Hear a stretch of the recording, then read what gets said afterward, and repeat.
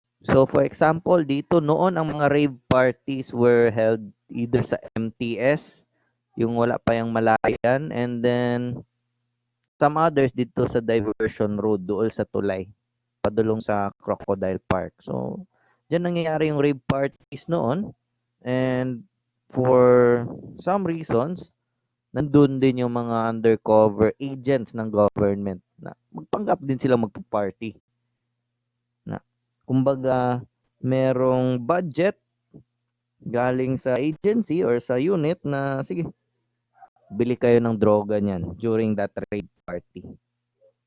Na once an undercover agent goes inside that undercover assignment sa rave parties, yan, maraming rockstar diyan. Yan, maraming rockstar diyan. The thing is, they would not reach the time for sex kasi sobrang sabog na sila before they could end the party. Yan. Kasi yung time na nagra-ride sila sa wave, yan, masyadong hindi na nakakaya ng kanilang katawan, especially females. Yan. Ngayon, ngayong mga panahon, ang PIDEA together with other agencies like yung bagong drug enforcement group ng PNP, they have this what we call involvement ng mga mayamang pamilya sa use and distribution ng new form ng ecstasy. Ecstasy in the form of having it mixed with Viagra at pwede rin siya magamit or maging converted into a tablet or liquid. Ang liquid ng ecstasy, mura siya itsura ng cobra na pula or sting na pula. Murag ana ang itsura liquid ecstasy or liquid ecstasy. Sa gulan man nagbayagra, so murag na yung mga bubbles or kanang effervescence man na ang tamang term ana, and then they would distribute it like it is parang soft drink or kanang energy drink. So yan, that is the drug trade ngayon. Yan. So other jargons are being shown. I'll just skip that out.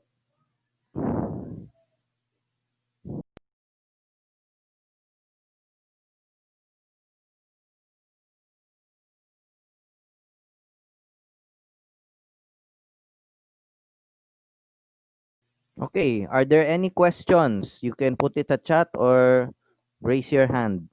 Okay?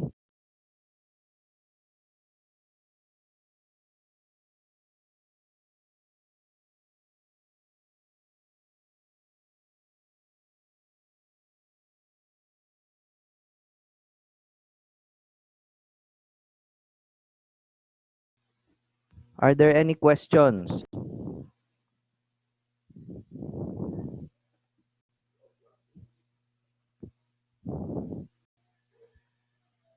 Okay, so none so far. Sige, sige. Kung dili mo ka gamit sa inyong microphone, i-chat na lang ninyo na. Anyway, this is recorded. Okay, so kung walay pangutana karon, I will proceed next. Medyo mag-advance tayo konti base hindi ay yung professor. Gitagan mo og additional na question sa exam. Okay? Nature and psychology of drugs. So there are generally two forms of drugs. First is natural and the next is synthetic or artificial drugs. The one above, ito, that is natural drugs, of course, from nature. Well, these below are what we call synthetic. Synthetic drugs which are man-made, made into pills, capsules, or tablets, or even liquid. So in generic na, whether it's illegal or legal.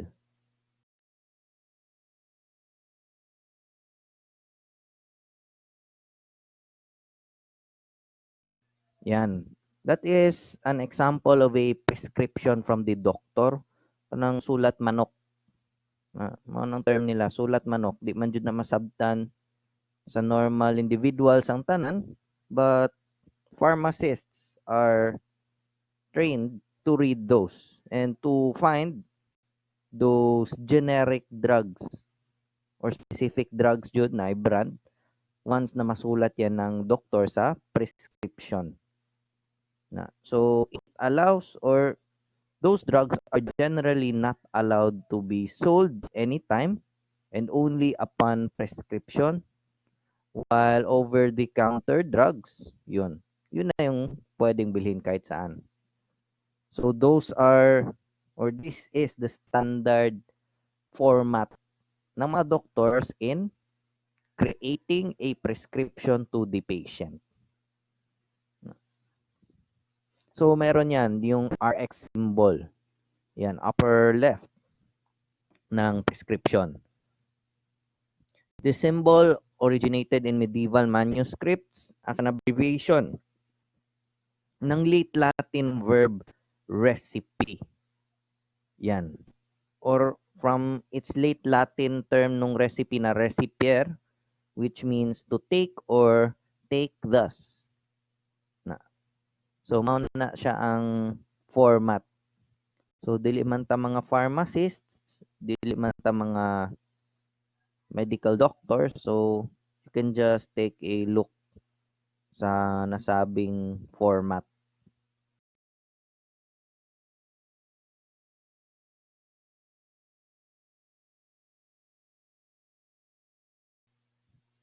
Next, over-the-counter drugs. Yan na yan. Lahat. Tylenol, Kool-Aid, na kanang ascorbic acids, na mga generic drugs, whether it's generic or branded. Yan. Wala nang control ng mga doctors. Purchased anytime sa pharmacy. So, self-medication. I'm sure most of us are having this kind of syndrome. Kung saan yung paggamit natin ng medicinal drugs or any other drugs whose sources of information are people or yung common literature. Parang mga sabi-sabi, other or outside of the medical profession. Yan. Kung hindi sinabi ng doktor, hindi sinabi ng pharmacist or health worker, kayo-kayo lang, that is self-medication syndrome. For example, ni sakit inyong ulo, gitumar ninyo ang biogesic, gisabay ninyong tuha. Sa isa ka intake, ka tablet. Yan. Once it's continuous, it becomes a syndrome.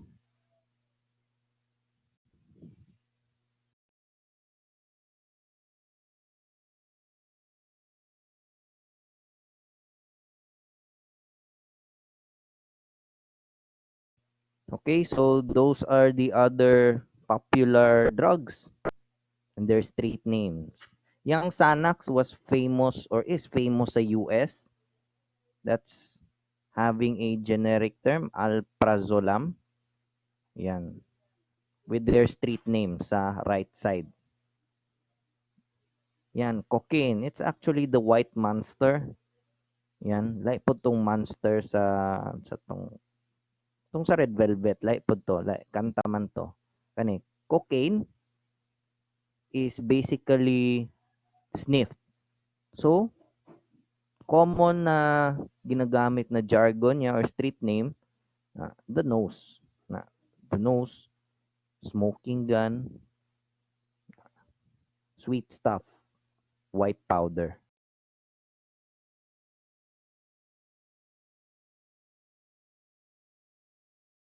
Next, yan, depressants.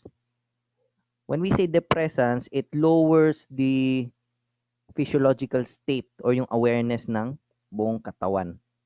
So, it retracts or makes a person feel relaxed. Kaya, tinatawag din siyang backwards. Yan, downers, downies, or M&M. Pang-relax yan ng mga droga. So, the most and oldest, or I should say the most famous and oldest na form of drug is actually alcohol.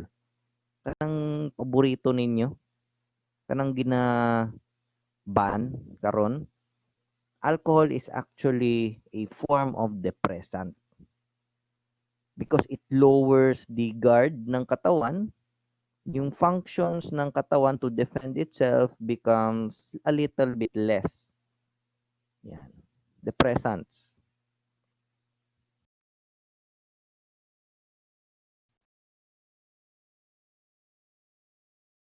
Yan. Valium, diazepam. Yan. Fentanyl. Yan. Also known as Apache, or ang common yan is yung TNT. Okay?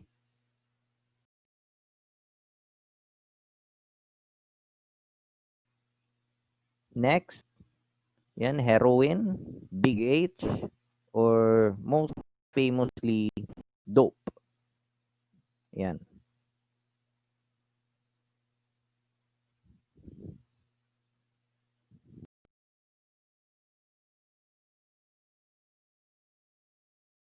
Wala pangutana mga students? Are there any questions?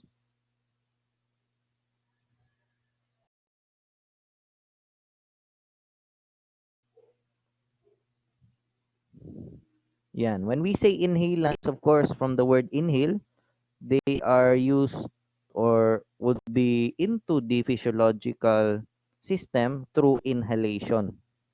Na air blast, yan yung mga terms nila. Pero usahay na may mga terms na medyo unique. Satan secret. Sikreto ni Satanas. Yan. So examples of those would be discussed to us sa next unit learning outcomes. Okay? Yan, happy 420. Malapit na, 430 naman. So, unya, taod-taod, 420. So, naipangutana, pinaka-latest na illegal drug or drugs. Kato, tong giingon na ako, tong liquid ecstasy or sextasy. Liquid ecstasy plus yung tablet ng Viagra. Yan yun, liquid. Ang itsura, ana, lahi-lahi. Ang tanaw ni mo sa bottle, mura sila Sting. Mura sila soft drinks na flavor na red, kana na flavor na katong orange, na flavor na green. Yan. Para silang ang itsura nila parang sports drink or kanang energy drink. Kay murag na yung nagbula-bula sa sulod. Yan yung epekto nung tablet ng Viagra. Of course, giliquify nila yung ecstasy, dinagdagan nila ng ibang drugs. For example, yun, yung shabu kung sa Pilipinas, and then distribute it liquid. Tapos pagdating sa checkpoint, sabi nila reseller ng Cobra or Sting, na ibutang man na nila sa mga bottles, na they would stock it up.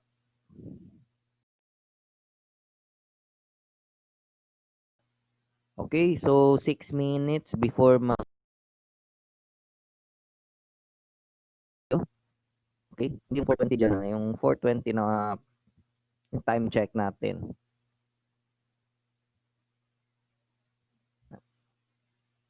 Okay, so I'll skip this. Masyadong marami to. Anyway, this presentation was already shared sa inyo, ha. Yan na yung mga Tagalog na terminologies. Yan. You can just take a look at it. I think it is also in your SIM, yung original na o yung SIM na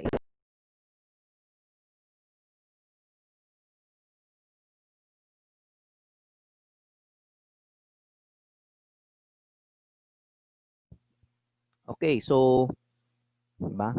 May AMATs. Yan. Kaning term pod ani, kaning i-underline nako, yan. Bato na shabs na. That is for the illegal drug methamphetamine hydrochloride. So ng methamphetamine hydrochloride, that is yung shabu. Yan. Kung masyado ka ng high or may tama ka na, bangag ka na. You're already intoxicated or high. Yan. Yan, Baguio Gold. Yan, Baguio Gold is basically hindi sila na cultivate sa Baguio mismo pero sa Cordillera. Yan. Baguio is the capital of Cordillera. So, sinabi niya, oh, sige, Baguio Gold. Basically sa mountains ng Ifugao, ng Kalinga, pati ng Apayao. Yan, yung damo.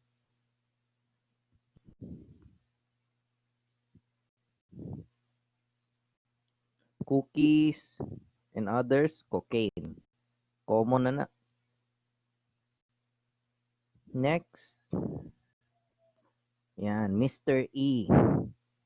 Mr. E. Na, the E-drug. Yan. MDMA is ecstasy. Methylene deoxyamphetamine or deoxymethamphetamine. Yan. Double ion is heroin. The red chicken. Nga nung red chicken man na. Okay? Originated from China. Yan. Toting cats. Yan. Banat. Laklak. And yung 3K. Ketamine. Ketamine is used to lessen the pain or painkiller ito na ginagamit sa combat medicine. Na ginagamit yan sa mga soldiers during gera. Kung hindi nila makaya or gusto na mapabawasan yung pain sa katawan. Yan, 3K.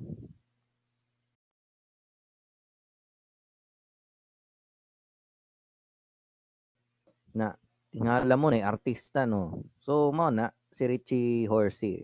Richie D. Horsey o Richie Heroin.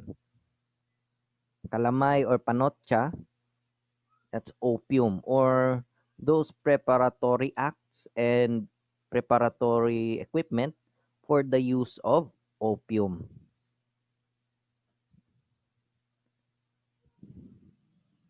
Okay, are there any questions the terms?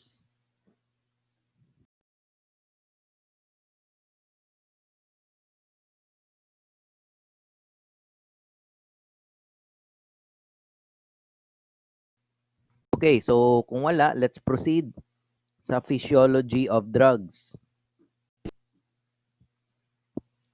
How drugs work? Of course, for this topic na discuss ko naman to, minimal dose, minimum dose. Maximal dose, that is the maximum or the largest amount ng isang droga that will produce a desired effect. Minimal dose, the less amount or the least amount in having produce a therapeutic effect.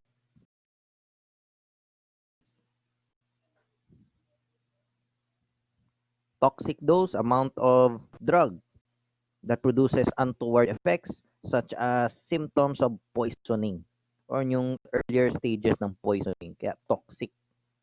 Abusive dose, amount needed to produce side effects and actions by an individual who improperly uses it. Naabuso na. Okay? So, lethal dose na. That's already fatal. Na it's already fatal that it would cause death. Hindi man siya immediately but it causes death. Na for example, ni tumar mo sleeping pills unya tong tibuok na container gihurot yung mga tablets na lethal dose. Tulog ka na habang buhay.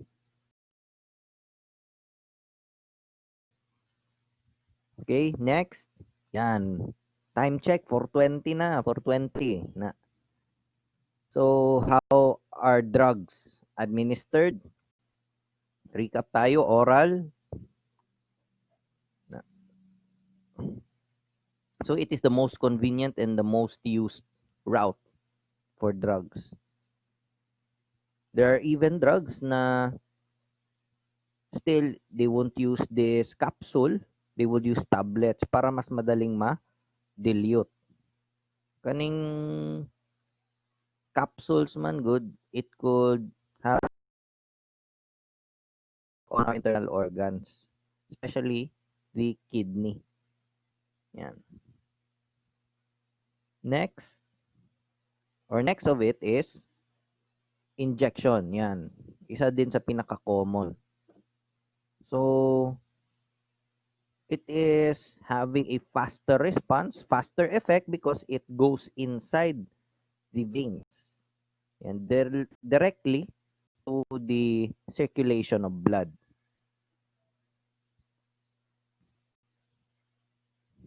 Inhalation, yan, inhale, rapidly done through the mucous membrane of the respiratory tract sa lungs. Of course, with the use of the nose.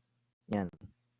Dito kasi sa likod ng nose bridge, dyan sa loob niyan, may nasal cavity, which determines if the things we smell would translate into neurons that would be passed on to the brain and determine kung ano ba yung inaamoy. Yan. Next, topical ka na mga lotions or kanang mga panghaplas na applied on the skin and then it will be absorbed through the mucous membrane of the lower parts ng skin, inner parts ng skin. So topical use na di pwedeng through mouth or i-inject.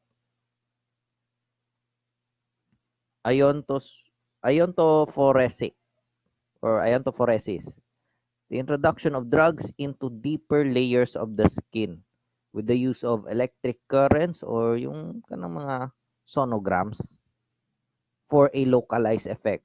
So for example, kung dyan lang sa right side ng kamay, shoulder level, pati yung sa malapit sa chest, then it would produce electric shocks. Yan. And those electric shocks would return signals.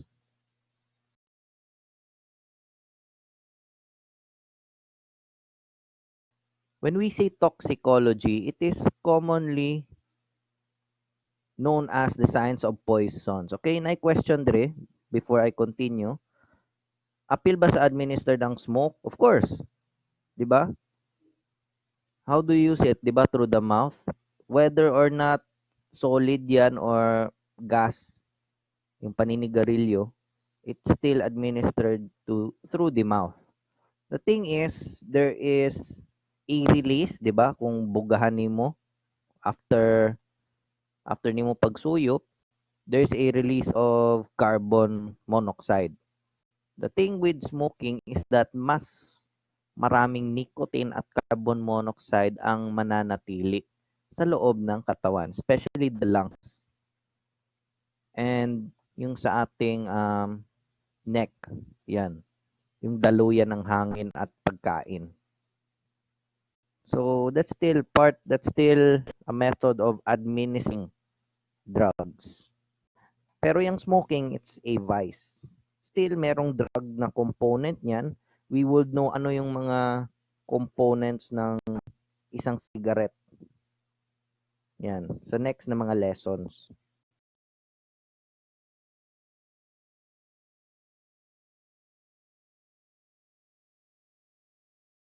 Next is toxicology. Again, commonly referred to the science of poisons, their effects, and antidotes.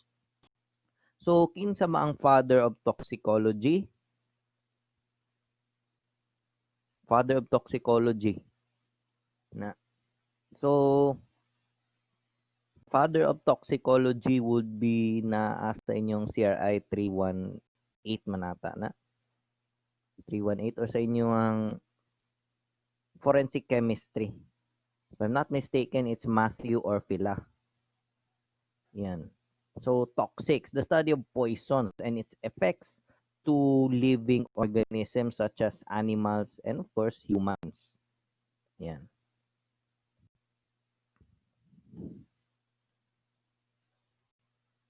Yan. So, effects ng mga toxic sa ating katawan, one of those is the overdosage or overdose. When too much of a drug or a toxic drug is taken into the physiological system ng katawan natin and would have severe extension ng effects. For example, yan, kung overdose sa sleeping pills can result into oversleeping or yung pagbula-bula ng kanang sa baba or early signs of death. Yun na yun. Early signs of death na yun. Next is allergies. Especially for those people who have certain reactions, labaw na sa ilang skins, on certain drugs or even food. Commonly food yan. So, of course, unsay tambal sa allergy,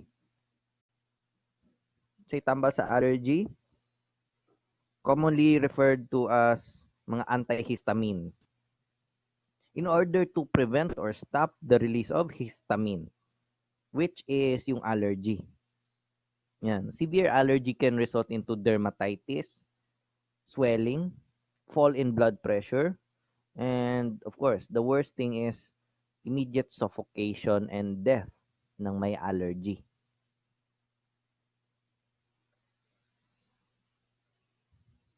Next is idiosyncrasy or idiosyncrasies. It refers to the individual reaction to a drug, food, or any other thing that could be ingested for unexplained reasons. Yan. For example, morphine. Ang trabaho sa morphine is to sedate or relax tension from the body. Yan. Kung sa lalaki, ang morphine would relax our mind and body, while for females or women, there's a high chance of making them stimulate the body or magiging active ang body, resulting to maniacal behaviors. Mga kanang pagiging under a mania na.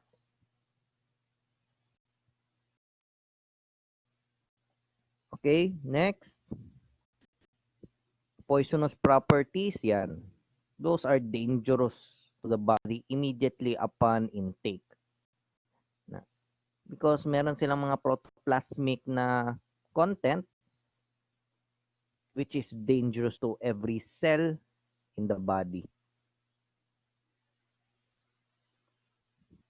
So of course, lahat ng drugs, whether or not they are ingested or topical, meron yung side effects pag sumobra.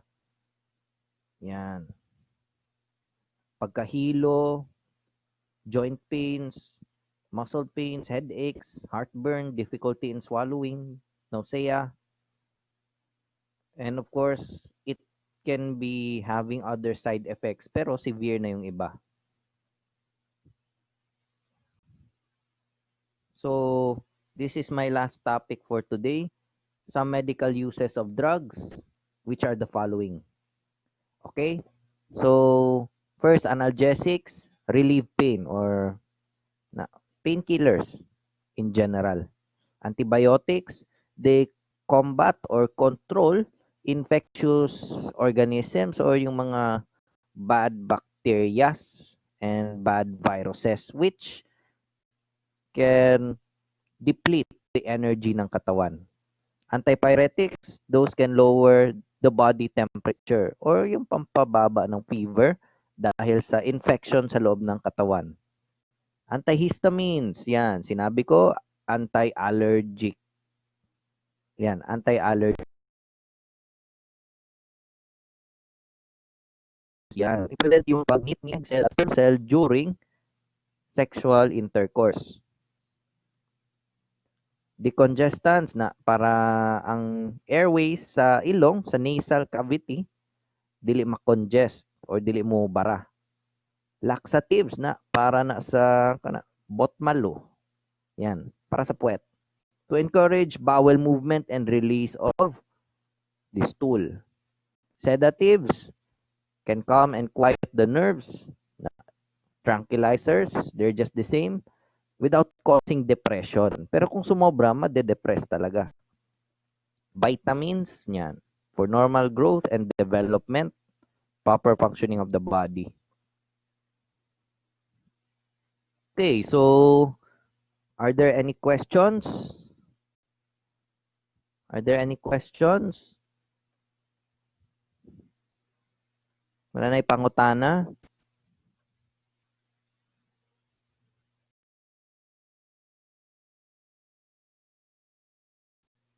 So if there are no any or if there aren't any questions, so that's all for today. And hopefully mabalikan ninyo ning topics. I-record man ni. Oh, pwede man na sa Palawan ibaya. Dun sang Palawan. Palawan na lugar or katong unsa. Pwede man. Just proof of payment lang man ginapangita nako. And then watch out for a quiz tomorrow. Na just check your LMS tomorrow, okay? So thank you again. Good afternoon and salamat sa pakikinig.